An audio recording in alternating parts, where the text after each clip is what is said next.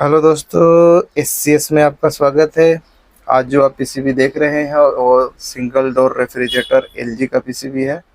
और इस पीसीबी के बारे में मैं आपको बताने वाला हूँ कि इसे हम 40 सेकंड के अंदर कंप्रेसर को ऑन करेंगे। 40 सेकंड के अंदर 40 सेकंड में आपका कंप्रेसर ऑन होगा।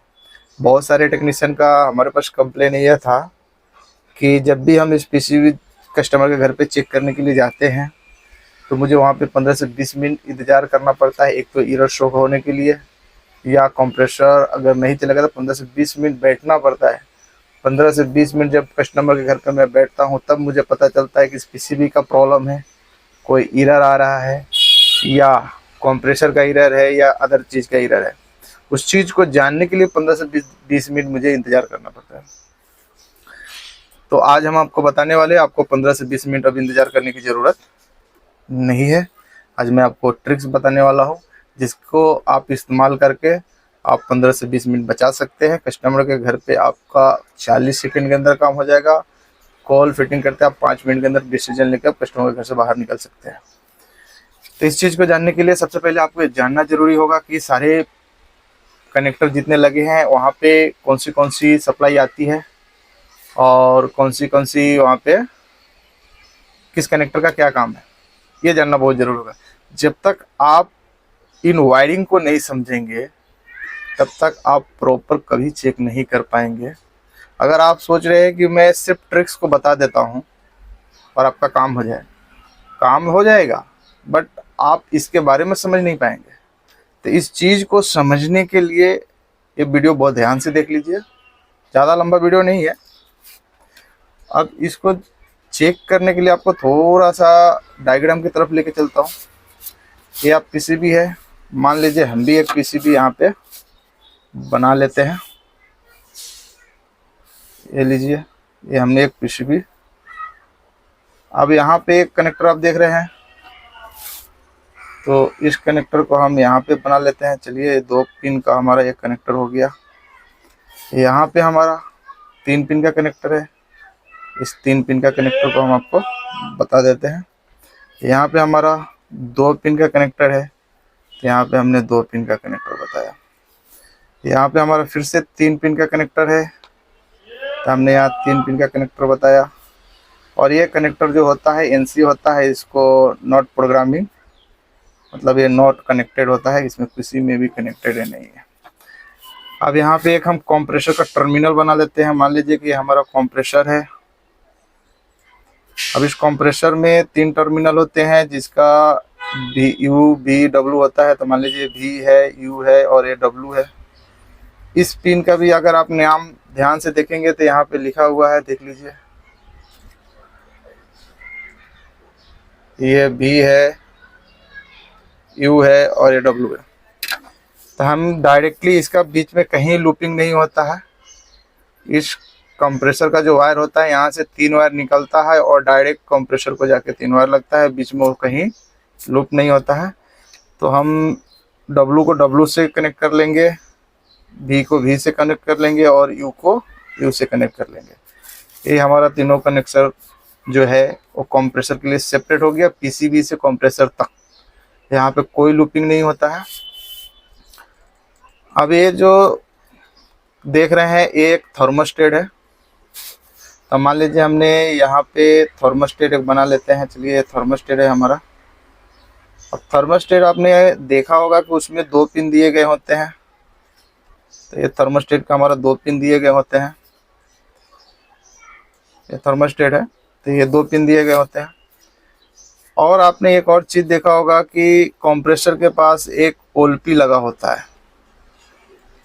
ये हमारा ओलपी, एक ओलपी लगा होता है, उसमें भी आपको 2 पिन देखने को मिलता है। तो कंप्रेसर पे तो हमारा कोई 3 वायर सेपरेट है। तो हमारा कंप्रेसर के ऊपर जो ओलपी लगा हुआ होता है वो कंप्रेसर प्रोटेक्शन के लिए है क्या? नहीं है। वो कंप्रेसर प्रोटेक्शन के लिए नहीं है, वो पूरे पीसीबी को प्रोटेक्शन करता है। जब यह कंप्रेसर ओवरहीट होगा और जब ये ओवरहीट में जाएगा तो ओलपी ओवरहीट होगा साथ में, क्योंकि कंप्रेसर के ऊपर लगा हुआ है। या ये हाई एम्पियर लेगा तो ये ओलपी भी जाएगा, फ्यूज होगा।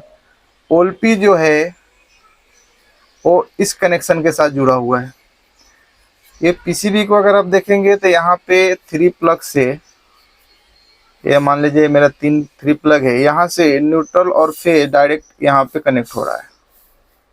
ये 2 वायर मान लीजिए एन है और ये एल है। तो न्यूट्रल और फेज जब हमारा यहाँ एल कनेक्ट हो रहा है, यहाँ पे एन कनेक्ट हो रहा है, तो ये न्यूट्रल फेज। उसके बाद में इसमें से एक वायर आप देखेंगे, यहाँ से एक वायर जो है डायरेक्टली हमारा इस पिन नंबर 2 पे यानी बीच में आ रहा है। तो यहाँ से यहाँ पे कनेक्ट होने के बाद, यहाँ से कनेक्ट होने के बाद मान लीजिए कि यहाँ पे एक फ्यूज लगा दिया है, और फ्यूज लगाने के बाद एक रजिस्टर लगा के ये वापस यहीं कनेक्ट किया है। अब एसी को पीसीबी जो हमारा है वो डीसी पे काम करेगा, डीसी वोल्टेज पे। तो यहाँ तक तो हमारा एसी वोल्टेज है। अब इस एसी वोल्टेज को डीसी में कन्वर्ट करने के लिए यहाँ पे हमारा एक रेक्टिफायर लगा हुआ है। अब इस रेक्टिफायर पे बीच का जो 2 पिन होते हैं, इस पिन पे हमको 230 वोल्ट आना है। तो यहाँ पे ये वायर जो था यहाँ पे आके यहाँ क्लिप लगेगा, उस वायर के माध्यम से ये कहाँ जाएगा, तो ये यही ओलपी को जाएगा। तो चलिए इस ओलपी को मैं यहाँ भी बना देता हूँ, क्योंकि ऊपर लंबा, इस ओलपी से जो वायर, यहाँ से जो वायर उठेगा वो डायरेक्ट इस ओलपी को दोनों पिन में से किसी एक पिन पे आएगा। तो इस पिन पे आया, फिर इस ओलपी से इसी वायर को घुमा के वापस इस पिन पे लाया गया है। तो यहाँ जो है वो सिर्फ 2 सेपरेट ओलपी का ही दिया गया है।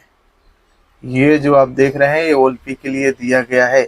अगर ये कनेक्शन नहीं करेंगे तो बोर्ड ऑन नहीं होगा, ये ओलपी काम नहीं करेगा। यानी ये ओलपी ओवर प्रोटेक्शन के लिए ये खाली दिया गया है। यहाँ न्यूट्रल फेज के लिए दिया गया है, यहाँ ओवर प्रोटेक्शन के लिए दिया गया है, और ये कंप्रेसर। अब थर्मोस्टेट की बारी है। थर्मोस्टेट पे हमारा थर्मोस्टेट का वायरिंग कैसा है, तो ये आप देख सकते हैं कि थर्मोस्टेट का ये 2 वायर, तो एक वायर जो है ये आपको ऑलरेडी ये न्यूट्रल वायर,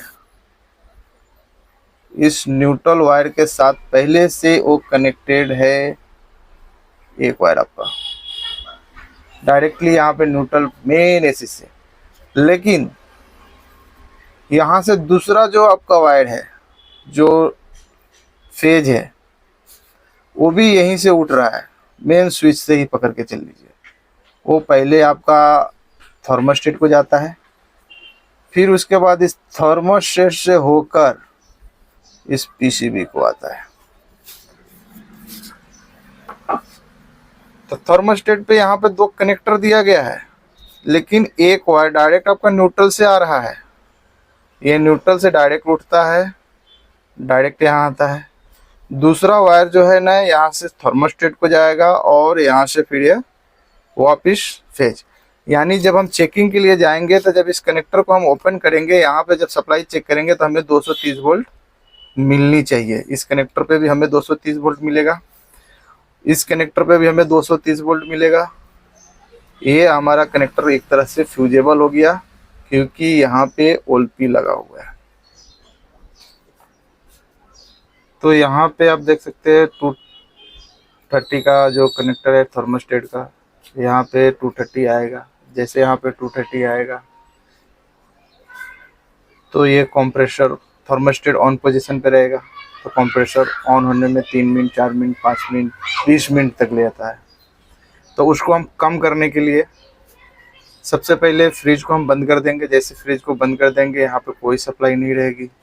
2 मिनट का हमने इंतज़ार कर लेंगे जब पे, ताकि हम पहले से ऑन करके रखे थे, तो ये कैपेसिटर वगैरह सब चार्ज रहेगा।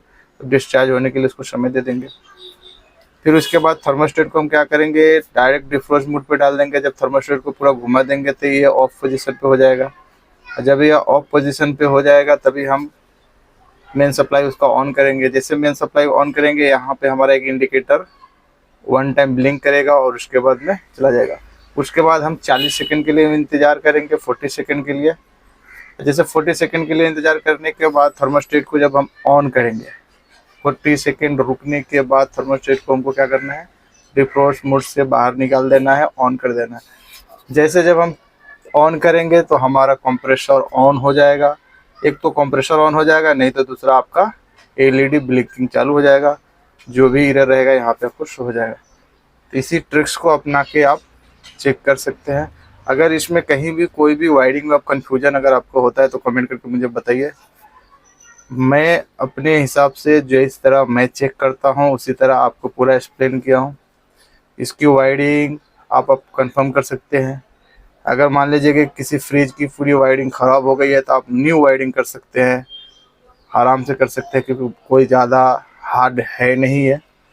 इस डायग्राम में भी मैंने जो आपको एक्सप्लेन किया है एकदम इजी है। उम्मीद करता हूँ यह वीडियो आपको अच्छा लगा होगा, और इस तरह की वीडियो को पाने के लिए आप हमारे चैनल को सब्सक्राइब कर लें, बेल आइकन प्रेस कर लें।